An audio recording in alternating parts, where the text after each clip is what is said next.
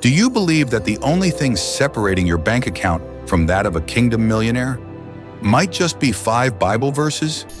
It's not that you've never read them. It's that you've never truly unlocked their power. I'm about to reveal the very scriptures the enemy hopes you never understand. Because this isn't magic. This isn't manipulation. This is how God designed wealth to flow in his kingdom. And maybe, just maybe, one of these 5 is the very word God's been waiting for you to act on for years. Are you really willing to scroll past that? Now, let me walk you through the 5 verses that unlock my financial breakthrough and just might do the same for you. Let's start with the first one. Proverbs 13:22 says, "A good person leaves an inheritance for their children's children, but a sinner's wealth is stored up for the righteous." You may be living just for today. Every time you save a little, it disappears. Investing feels impossible. Legacy sounds like something for rich people. You're working just to survive the month, not to build the future. But here's what Scripture revealed to me. God doesn't just call me to provide for my kids today. He calls me to leave an inheritance for my children's children. That means I'm not just saving for a vacation or a lifestyle upgrade. I'm planting a tree I may never eat fruit from. Kingdom wealth thinks in generations, not just in paychecks. That's the difference between a kingdom millionaire and someone who's just surviving. They think long-term, legacy, generations, not just this month's bills. So ask yourself, are you thinking beyond the next 3 months? If you died tomorrow, would your kids inherit anything beyond memories or debt? Start building a legacy fund. Invest in something that will outlive you. Plant a tree you'll never eat fruit from. Now let's look at Proverbs 6:6-8. It says, "Go to the ant, you sluggard. Consider its ways and be wise. It stores its provisions in summer and gathers its food at harvest." Does this sound familiar? You're living like the next paycheck will always come. No emergency fund, no backup plan.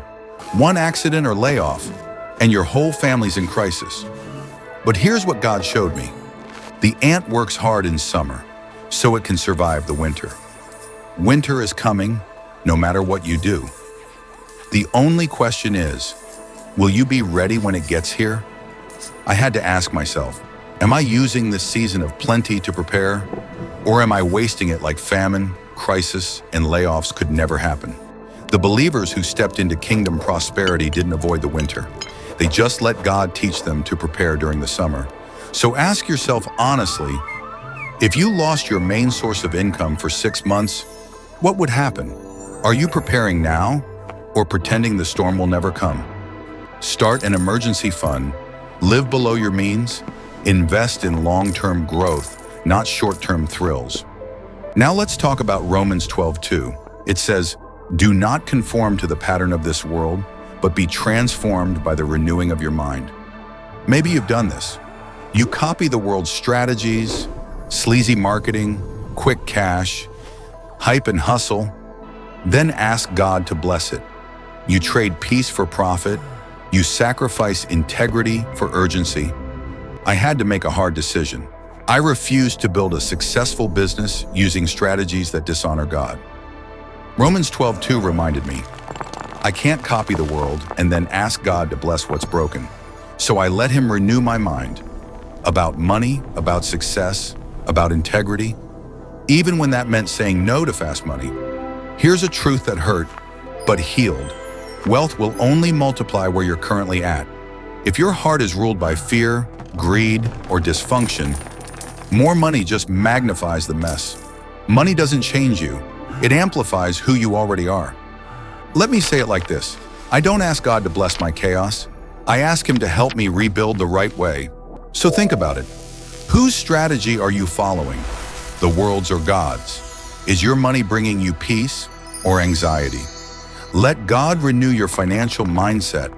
Build on truth, not tricks. Don't chase wealth by selling your soul. Let's look at Romans 8:28.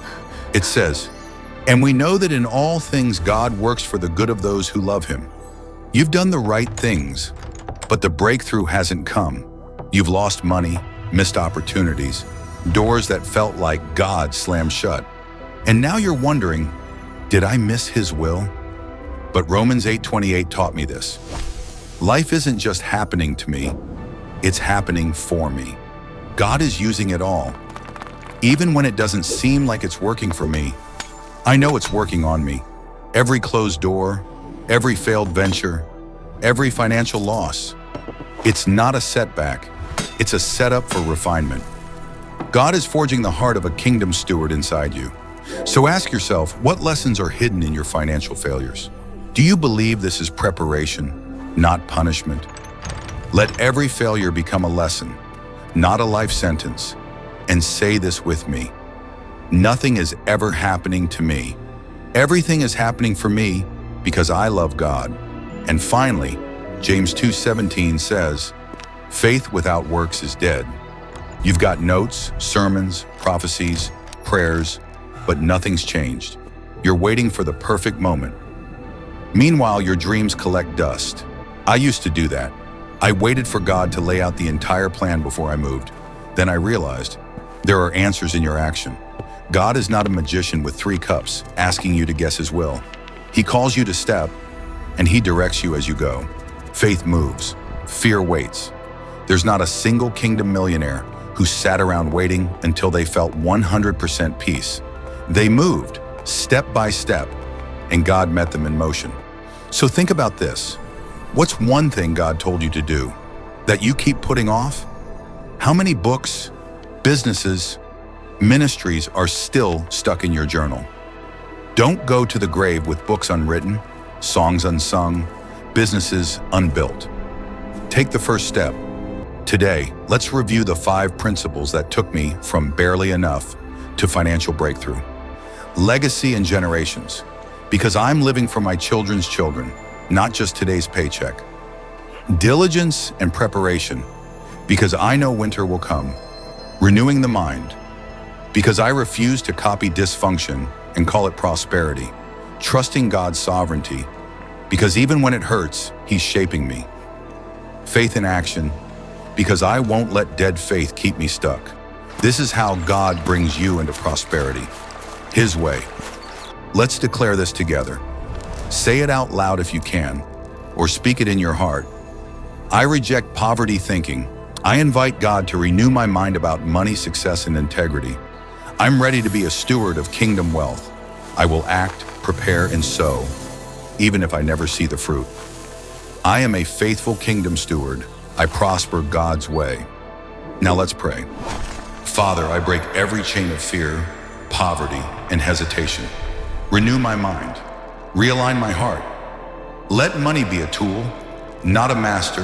Activate kingdom financial favor over my life. Make me a blessing to my family, my church, and generations I will never meet. Train me to be a wise and faithful kingdom steward. In Jesus' name, amen. If this message stirred something in your spirit, like subscribe and share it with someone quietly battling their finances. And post this declaration in the comments as a step of faith. Kingdom prosperity starts now. When you type that, you're not just leaving a comment, you're making a spiritual statement to your own heart, to the spirit realm, and to your financial future. My kingdom prosperity begins today. God bless you.